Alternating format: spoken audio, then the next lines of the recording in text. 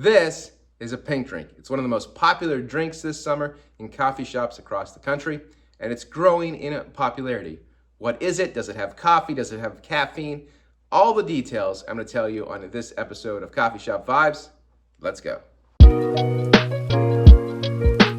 Hey guys, welcome to Coffee Shop Vibes. I'm Mike. Welcome to Ispirare Coffee. You know, we waited a long time before we started to serve pink drinks. I wasn't sure having a high-end specialty coffee shop that serves some of the top coffees and rarest coffees you'll find in the country if pink drinks made sense for our menu. But the fact of the matter is, two things. We have a lot of younger people, which is great. We love having younger people in the shop, especially in an older town like this, older community in Western Pennsylvania like this. It's great to see young people. And secondly, we get a lot of women, and we have a lot of people who ask, do you have any non-coffee options?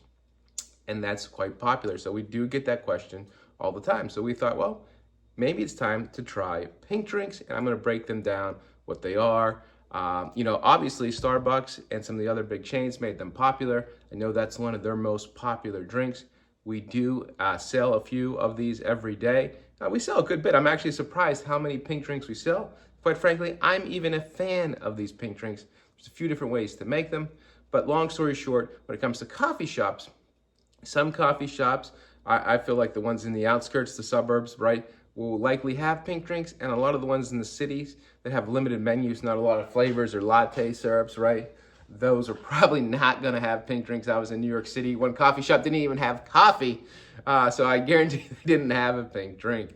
But, don't be surprised if a lot of coffee shops, especially in the city, still do not have pink drinks, although more and more in the suburbs are having them. They're a great non-coffee option. And if you're looking for more non-coffee drinks at a coffee shop, make sure you subscribe or check out my videos. I'm going to do another video on that. All right, so how do you make a pink drink? It's quite simple. I'll show you. Let's go. There are some variations on how you make them, but they all start with a mix. This is the 1833. This is the strawberry acai. They have different ones, dragon fruit. These are the two ones that we use at the coffee shop. There are many different options. This is just a mix of some sugar green tea extract, so there is a little bit of caffeine in here. Now, if you go to Starbucks or another coffee shop and they're putting more caffeine in their pink drink, what they're doing is they're adding more green tea extracts. That could be within the mix itself, or they could add green tea extract separate to that, but that will give this drink a little bit more caffeine. There's some monk fruit in here as well, strawberry juice and acai. So it's about 4 ounces of this, depending on what size you make, but we do about 4 ounces of this mix, which is the refresher mix, sometimes called refreshers, sometimes called pink drinks, but this is the actual mix that many shops use, or a variation from a different brand. But it's been popular for us, and this is strawberry acai, and it's the most popular. So you start with your mix, and then you simply add water and typically coconut milk. The coconut milk makes it a little bit sweeter. Another option is adding lemonade to this to give it some sweetness. I'm going to add a couple ounces of water and then a couple ounces of coconut milk. Again, most pink drinks are going to have coconut milk, so we'll give you a couple ounces of that. That is your mixture. Different coconut milks might give this a little bit of a sweeter taste, so to speak. Finally, we're going to add ice and mix this. All right, so a few more ice cubes here on top of this. So I make a mess.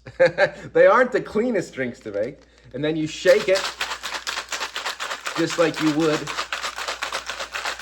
and shake an espresso. You can get all fancy like that. This is a pink drink. Now you got to pour it, and then you add, typically we'll add dried fruit, dried dragon fruit, or dried strawberries on top. Again, there is some caffeine in this, but it's a nice drink, especially for the summertime.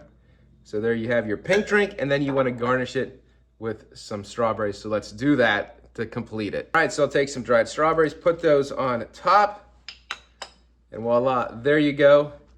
A pink drink from Ispirare Coffeehouse.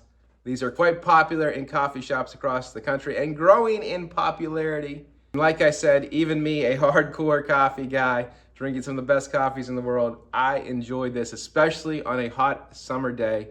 The pink drink. Enjoy.